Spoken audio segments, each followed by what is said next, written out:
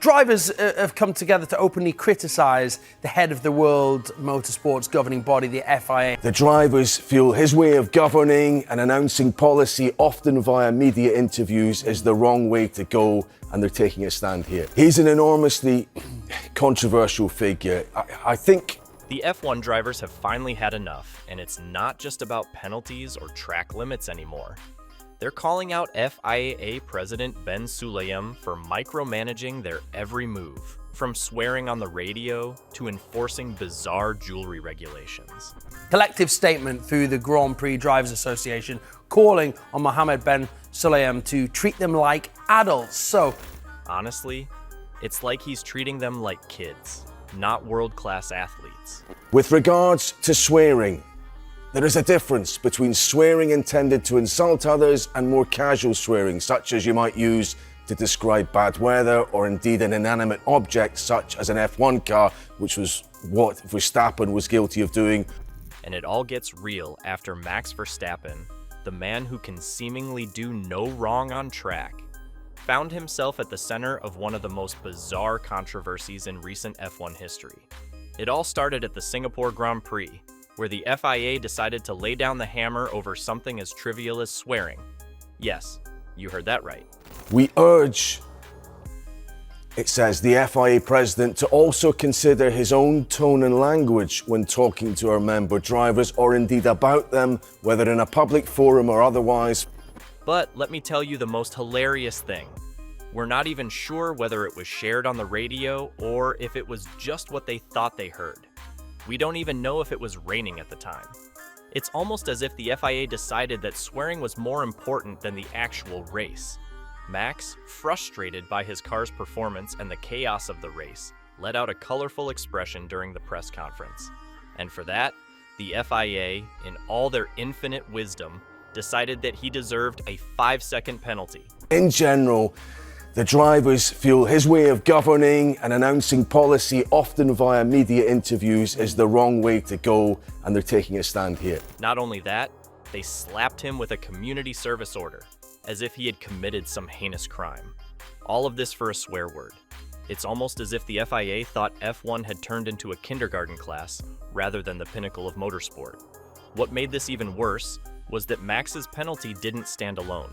When every single driver signed up to a document like this, which is sharply critical of the FIA president Mohammed Ben Sulayem. Other drivers, like Charles Leclerc, soon found themselves in hot water for similar reasons. What started as a single, seemingly harmless incident quickly turned into a pattern. And honestly, it was starting to look like the FIA had nothing better to do than punish drivers for swearing, rather than focusing on the more pressing issues surrounding the sport. It seemed absurd. Drivers were being penalized for expressing frustration in a sport that thrives on raw emotions and high-octane adrenaline. Was swearing really the biggest problem F1 had at that moment? Clearly not, but the FIA had found their new pet project: enforcing respectful language in a sport where every driver's heart rate is through the roof. It was on behalf of the Grand Prix Drivers Association, which all 20 drivers are a part of, including Lewis Hamilton and Max Verstappen. And the flashpoint to it all, and the reason why I think it has come out this way, is to do with the punishment given to Max Verstappen. It didn't take long for the rest of the drivers to get fed up with this. The boiling point had been reached, and the floodgates opened. The entire grid, all 20 drivers, decided enough was enough. And so, they did what no one expected. No, not a little gripe on social media, but a full-blown public statement. Drivers themselves felt was an excessive punishment.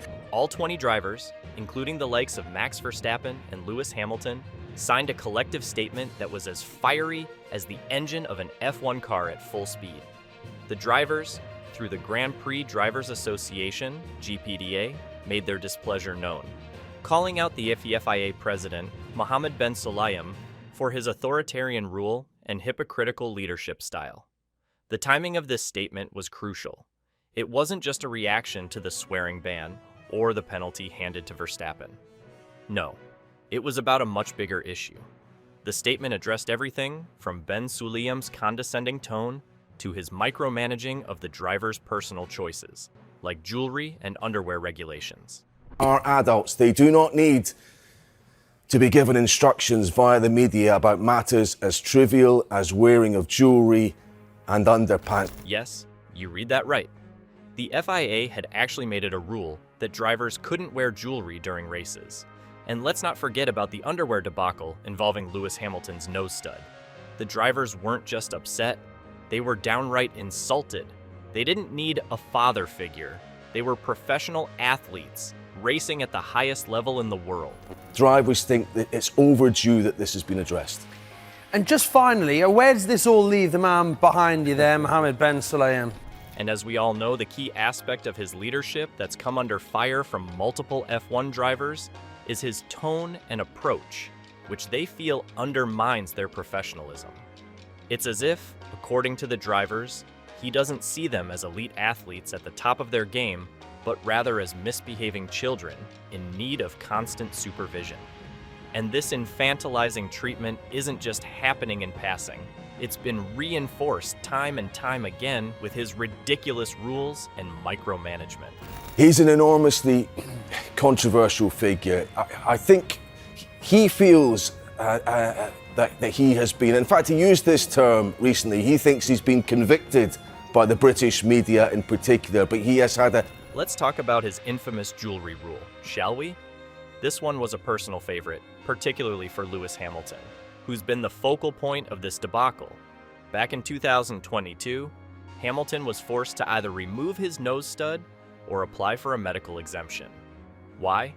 Because the FIA's new jewelry regulations stated that no driver should wear anything non-safety related during a race. And of course, Hamilton, being Hamilton, had to go through hoops just to keep his nose stud. As a particularly positive leader of world motorsport, and his governance extends beyond Formula One. But ultimately, to give his side of things. What was Ben Sulayem's response? A tone-deaf statement about how the jewelry ban was all about safety, because apparently a nose stud could somehow interfere with a driver's ability to race at 200 mph. The irony here is rich. This isn't about safety, it's about control. And Hamilton wasn't the only one who felt this way. Other drivers felt belittled by the rules too. For a sport that prides itself on its elite status, treating grown men like they're in kindergarten over jewelry, it doesn't add up. And then we have the underwear regulations. Yes, you read that right. Ben Sulayem's FIA decided that drivers, once again, didn't know what they were doing. They needed to wear fireproof underwear under their race suits, which is all well and good, but where was the urgency in enforcing that rule when compared to more pressing issues, like track safety or car safety? F1 drivers, who have to balance life-threatening speeds, constant physical exertion, and mental pressure, are getting treated like children because of their undergarments. The driver's frustration wasn't just about the specifics of these rules. It was about the fundamental disrespect that was being shown to them. This treatment, they felt, was undermining their professionalism. Particularly around his nose stud, where ultimately he had to get a medical dispensation to keep that in. The wearing of underpants, that was about an insistence by the FIA that all drivers wear long, better suited to fire protection underwear. But what's even more infuriating is Ben Sulayem's blatant contradiction in enforcing these rules. While he's obsessing over jewelry and underwear, he's simultaneously turning a blind eye to more serious issues. Swearing on the radio? A fine, sure. But ignoring far more important issues, like when teams are fined for more severe offenses, or when drivers are forced to endure dangerous track conditions? That's not hypocrisy, it's a full-blown double standard. The FIA president's own public statements have raised eyebrows, especially when he talks about the respect F1 drivers owe to the sport. But when he himself is dismissive of their concerns or treats them like children, it's hard to take him seriously. Promised them there would be transparency with regard to where this money was going to go to. And if you think, even at the last Grand Prix, there were fines for Mercedes for both their drivers for changing tyre pressures. There were fines for 4 drivers who got off the line.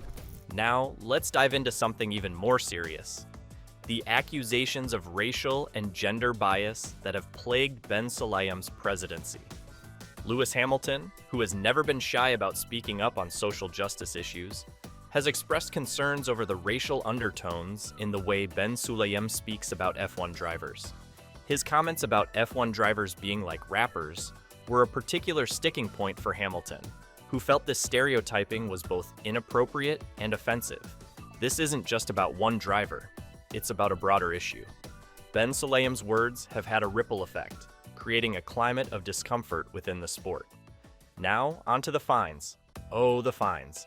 It seems like every week, the FIA is issuing penalties for everything under the sun. Swearing on the radio? Fine. Tire pressure violations? Fine. The drivers think that the punishment via fines is not a good look for the sport. Yes, it's a rich person's sport, but constantly levying, as it seems to them, multiple thousands of pounds for infractions on track is not a good look for the sport. Breaking track limits? Fine. But where's the transparency? Where does all this fine money go? The drivers have started asking the hard questions, and they should. There's a serious concern that the FIA is using these fines to pad their own pockets, rather than addressing the real needs of the sport. The drivers aren't angry about paying fines per se. They're angry about the lack of transparency around them. If the fines were going to charity or grassroots motorsport, it'd be a different story. But as it stands, the FIA hasn't provided any clear answers about where the money is going. This frustration has led to a broader conversation about financial accountability in F1. The drivers don't want to feel like they're being used to fill the FIA's coffers. They want transparency, and they want to know that the money they're paying is going towards making the sport better for everyone. It's about the integrity of the sport, not just the financial benefits that the governing body can reap from penalizing its own athletes. So, what do you think? Are the drivers' frustrations justified? Or is this just another overblown drama? Drop your thoughts in the comments below.